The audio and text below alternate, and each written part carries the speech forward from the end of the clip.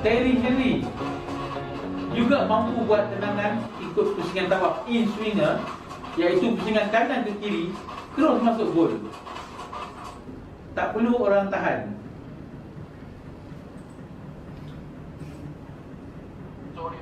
Yang ini pula dia menerangkan bagaimana teori yang tadi saya terang pasal kita buat tawaf kan. Jadi video ni panjang, cuma saya percepatkan.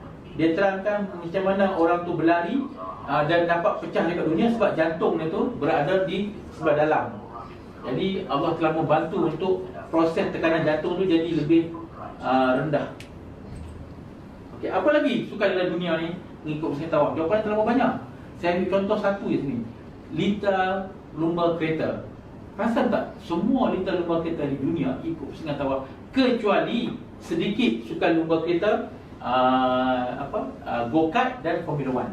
Formula 1 ada 4 saja lita yang mengikut pusingan jam. Salah satu yang terletak di mana? Sepang.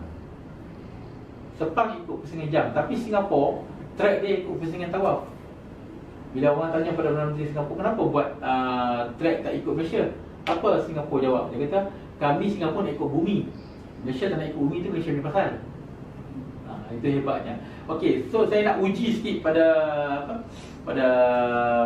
jemaah sini bagaimana kehebatan pusingan tawaf ni. Okey, sebab kita duduk atas kerusi, jom beramai-ramai ikut apa saya buat. Okey, sekarang cuba duduk atas kerusi, semua kaki cuba luruskan kaki. Luruskan kaki. Okey. Cuba angkat kaki kanan sedikit daripada lantai. Okey, pusing pergelangan kaki mengikut pusingan jam. Mungkin dalam video tak nampak. Okey. Pusing pergelangan kaki ikut pusingan jam. Pergelangan kaki cuba pusing. Boleh tak? Boleh? Boleh ya? Semua boleh ya? Okey, boleh. Sekarang berhenti turun. Cuba ramai-ramai sekarang ni angkat tangan, letak jari begini.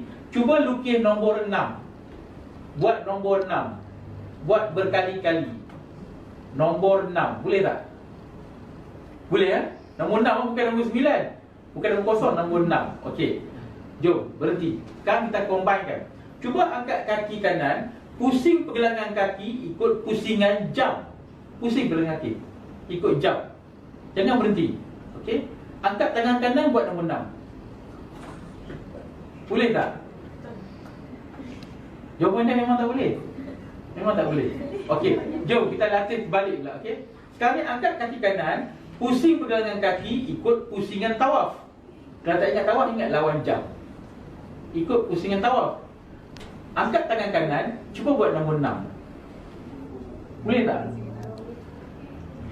Boleh kan? Boleh. Sebab apa boleh? Sebab okey, ini teori dia. Okey, nombor 6 kan pusingan tawaf.